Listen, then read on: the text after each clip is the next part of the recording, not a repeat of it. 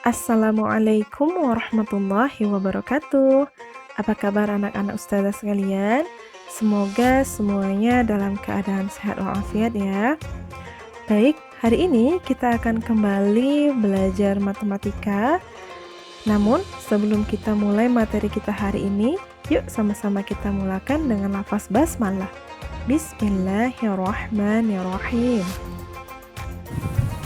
Anak-anak ustazah, hari ini kita akan membahas mengenai garis singgung lingkaran.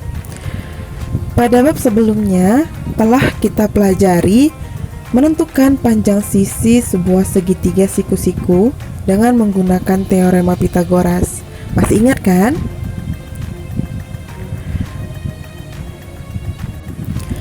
Nah, coba perhatikan gambar yang ustazah berikan.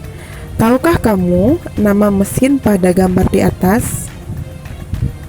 Dapatkah kamu menghitung panjang rantai yang menghubungkan kedua roda gerigi dari mesin tersebut hanya dengan menggunakan penggaris atau meteran? Tentu sulit kan? Nah, agar kamu mudah untuk menentukan panjang rantai roda mesin itu, pelajarilah pembahasan pada bab ini. Setelah mempelajari bab ini, kamu akan mengetahui cara yang mudah untuk menghitungnya. Yang pertama yang akan kita bahas adalah sifat sudut yang dibentuk oleh garis yang melalui titik pusat dan garis singgung lingkaran. Garis singgung lingkaran adalah suatu garis yang memotong lingkaran hanya di satu titik dan tegak lurus dengan jari-jari lingkaran pada titik singgung lingkaran itu. Yang kedua, dari suatu titik pada lingkaran hanya dapat dibuat satu garis singgung. Coba perhatikan gambar yang ustazah berikan. Gambar yang pertama diperlihatkan bahwa garis L memotong lingkaran di dua titik, yaitu titik A dan B. Garis L juga melalui titik pusat lingkaran, yaitu titik O. Pada gambar yang B, garis L digeser sejajar menjauhi O. Garis L tetap memotong lingkaran di dua titik, yaitu titik A dan B. Garis L yang berada di dalam lingkaran pada gambar yang B lebih pendek dari panjang garis pada gambar yang A. Pada gambar yang C, garis L tetap memotong lingkaran di dua titik dan panjang garis AB yang berada di dalam lingkaran makin berkurang. Pada gambar yang D, titik A dan B berhimpit pada keliling lingkaran atau panjang AB sama dengan 0.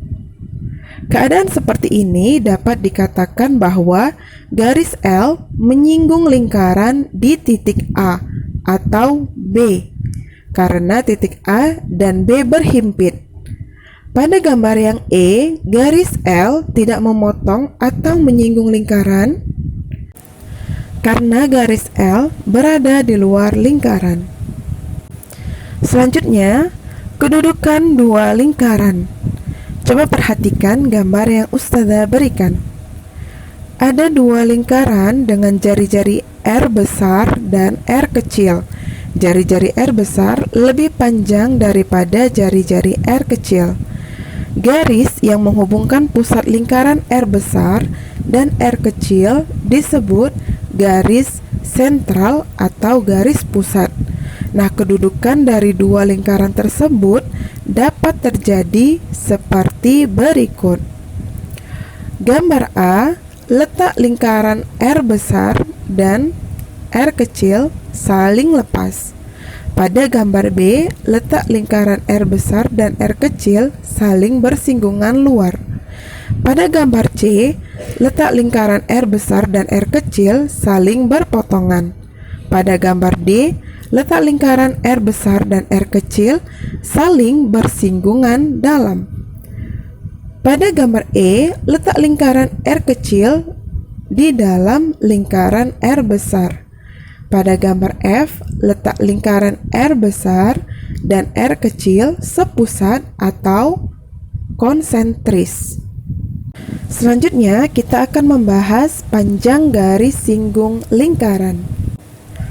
Coba perhatikan gambar yang Ustazah berikan ya. Sebuah lingkaran berjari-jari R dengan pusatnya O dan titik A di luar lingkaran. Jarak O ke titik A adalah D. Sebuah garis melalui titik A dan menyinggung lingkaran di titik B. Akibatnya terbentuk segitiga siku-siku OBA yang siku-siku di B.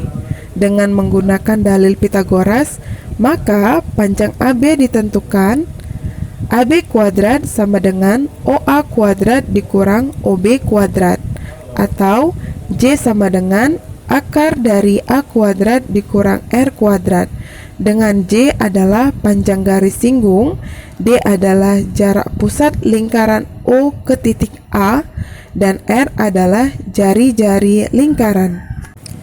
Selanjutnya, garis lingkung persekutuan dua lingkaran. Coba perhatikan gambar yang Ustazah berikan. Gambar tersebut banyaknya garis singgung persekutuan dari dua lingkaran dapat dijelaskan sebagai berikut.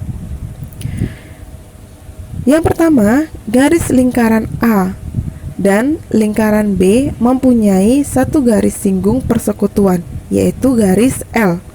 Pada gambar B, lingkaran A dan lingkaran B mempunyai dua garis singgung persekutuan luar, yaitu garis K dan L. Pada gambar C, lingkaran A dan lingkaran B mempunyai dua garis singgung persekutuan luar, yaitu garis K dan L, serta satu garis singgung persekutuan dalam, yaitu garis M. Selanjutnya, garis singgung persekutuan luar. Perhatikan gambar yang Ustazah berikan.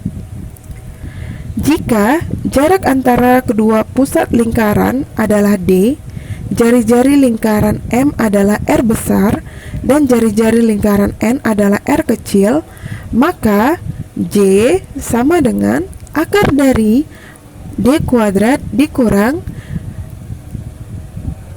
kuadrat dari R besar dikurang R kecil, di mana R besar lebih besar daripada R kecil, dengan J adalah panjang garis singgung persekutuan luar.